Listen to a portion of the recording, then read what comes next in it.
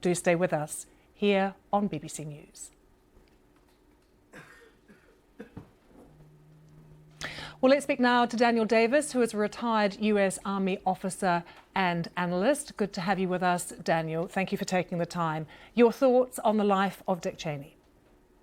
Well, you know, he was, as you just said, he was a very polarizing figure, and he was beloved by many, but he also was influential in ways that I think echo through him in a negative way.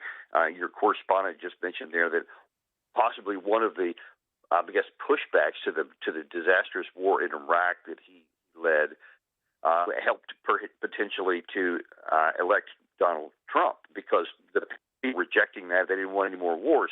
But it also had a perverse opposite effect on the senior leaders and the elite, the foreign policy elite, especially of our country, in that it almost normalized going into other countries when they wanted to. So it did push the United States people into saying, hey, we don't want any more war, so we're going to elect somebody who's not want to. But now then you see that he's in office, and we're potentially doing a regime change, another one now in Venezuela, and you see the elite are just almost cheerleading for it, while the people themselves still are not a big fan of it. But it has become so normalized, it's not even seen as being a question or a problem or a challenge.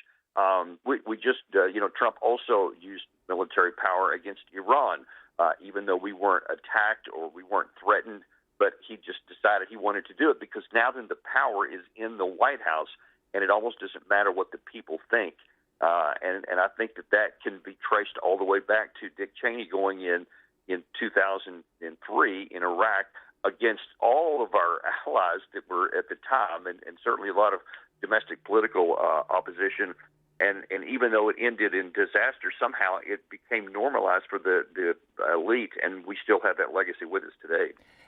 Daniel, can you take us back to that time of the Iraq War? I understand you served there. What do you remember of Dick Cheney during those years and the incredibly central role he played?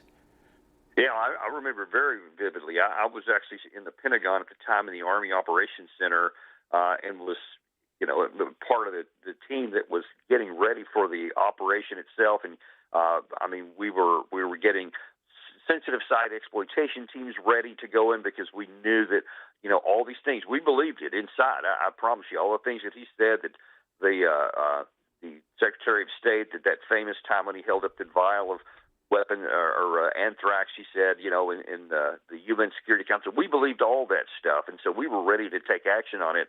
And at the time, I thought, he was a great leader because he was decisive and was not afraid to take these bold actions. And I was as shocked as anyone when it turned out that weapons of mass destruction were not real, and that the intelligence that was so confident that when they made and all these statements, and then they turned out to be, you got to be honest, they were lies. They weren't portions. They weren't mistakes. They were lies. He knew that intelligence wasn't that. I have in years since been able to talk to people who were influential in his inner circle at the time, and they said that he knew that they were lies, and he was trying to make connections that they told him weren't there, and yet he made them anyway because he was just so driven to want to have this war, I think, for his own ideological reasons, not because of national security. And Daniel, looking back, how much do you believe that destabilized not just Iraq, but the Middle East?